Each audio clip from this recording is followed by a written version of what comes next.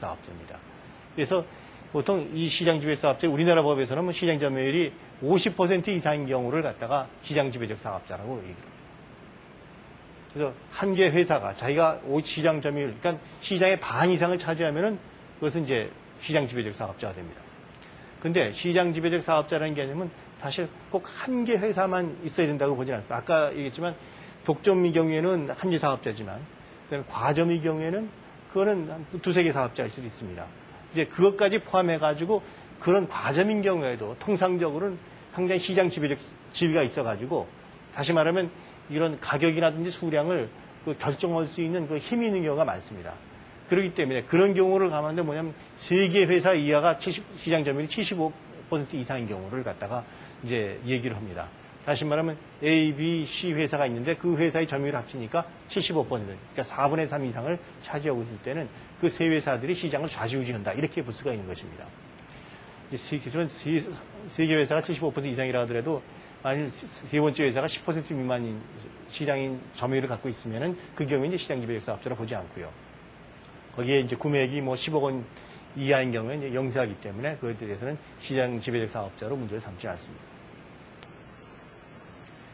그래서 예를 한번 들어보면 지금 이 어떤 시장에 사업자 A라는 사업자가 60%를 가지고 있습니다.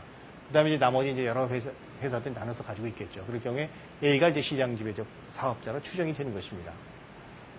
그다음에 두 번째로는 A라는 사업자가 40%를 가지고 있고 B가 30%, C가 20% 가지고 있으면 합치면 이것이 90%죠. 그러니까 3, 4 아까 75% 이상이면은 시장 지배적 사업자라고 했습니다. 그래서 이건 A, B, C. 그러니까 A는 독자적으로는 50% 미만이기 때문에 시장 지배적 사업자가 아니지만, 그러나 이 셋을 합치면은 시장 지배적 사업자라고 할 수 있습니다. 이때는 세 개 회사가 시장을 지배하는 것이죠. 여기서는 혼자가 시장을 지배하는 것이고요.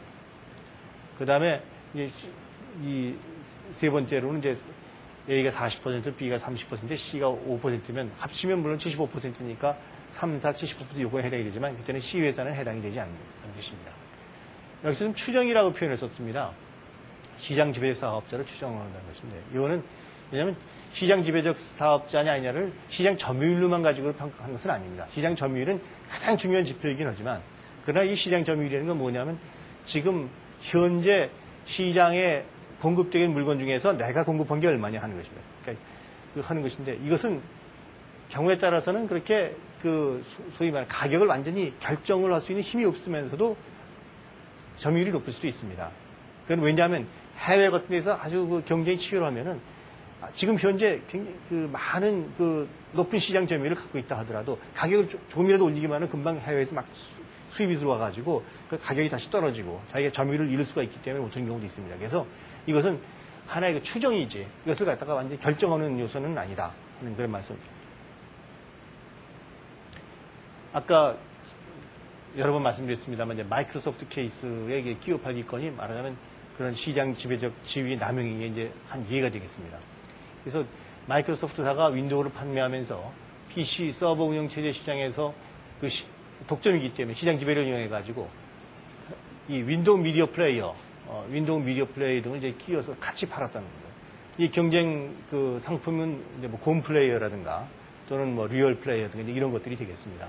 그래서 이런 식으로 자기 윈도우는 어차피 뭐 지금 거의 모든 사람들이 다 쓰고 있기 때문에 이걸 안 살 수는 없습니다. 근데 이거 사니까 자동적으로 윈도우 미디어 플레이어가 들어오니까 다른 사업자 입장에서 볼 때는 굉장히 불리한 거죠. 경쟁하기 굉장히 불리하게 됩니다.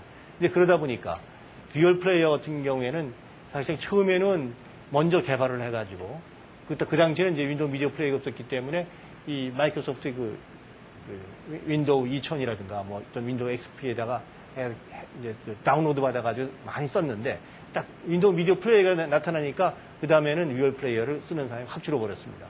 그렇기 때문에 결과적으로 볼 때 리얼 플레이어를 생산했던 리얼 네트워크가 굉장히 경영에 어려움을 빠진 것이죠.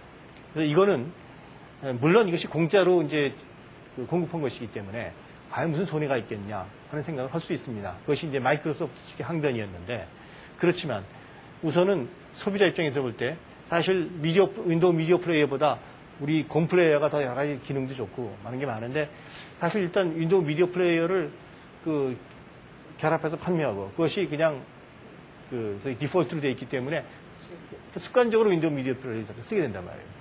그러다 보니까 곰플레이어 같은 거를 이제 잘 안 쓰게 되고, 이것은 어떻게 보면 소비자가 만일 그런 식으로 하지 않았으면은 오히려 윈도우 미디어 플레이어보다도 곰플레이어를 많이 썼을 텐데, 그렇게 않게 되기 때문에 소위 상품 선택권을 침해했다고 볼 수가 있고, 또한 곰플레이어 입장에서 볼 때는 경쟁을 갖다 부당하게 이제 자기가 못하게 한 것이기 때문에, 궁극적으로 볼 때는 이 소비자의 어떤 후생을 감소시키는 등 소비자 이익을 현저히 저해할 우려가 있다고 판단을 했습니다.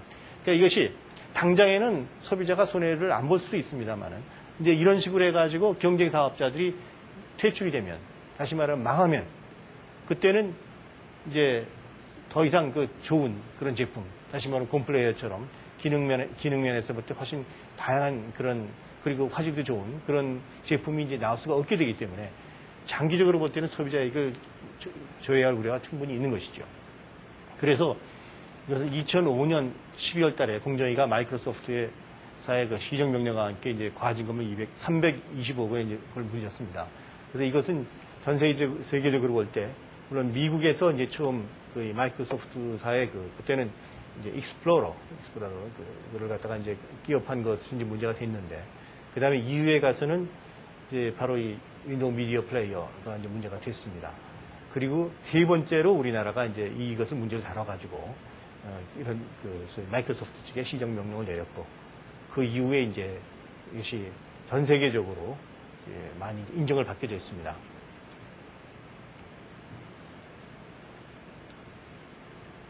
여기 보시다시피 마이크로소프트가 윈도우 미디어 플레이어를 갖다 결합 판매를 하니까 얼마 안 있어가지고 이 경쟁 상품이 리얼 플레이어 사용자가 확 줄어버렸습니다. 그렇기 때문에 결국은 이런 식의 결합 판매한 것은 경쟁 사업자를 갖다가 퇴출시키는 그런 효과가 있다는 것입니다. 그래서 이것은 이런 독과점 사업자 아니면 할 수가 없습니다. 독과점 사업자는 경쟁 사업자는 기업과 결합 판매했다고 그래가지고 이런 현상이 벌어지질 않습니다. 그래서 이런 독과점 사업자의 경우에 이런 식의 결합 판매를 하는 경우에는 그것이 공정거래에 위반된다 하는 그런 얘기입니다. 또 하나 인텔사 있습니다. 여러분 잘 아시다시피 CPU를 컴퓨터의 중앙 연산장치의 CPU를 갖다가 이제 생산 공급하는 인텔사인데, 인텔사도 시장 점유율이 우리나라의 경우는 한 90% 정도가 됩니다. 아까 마이크로소프트사는 한 96%라고 말씀드렸죠. 그래서 이 인텔사의 경우에는 마이크로소프트사보다는 조금 이제 덜한 게, 그래도 좀 나름대로 경쟁 사업자라고 해가지고 나타나서 제법 시장 점유율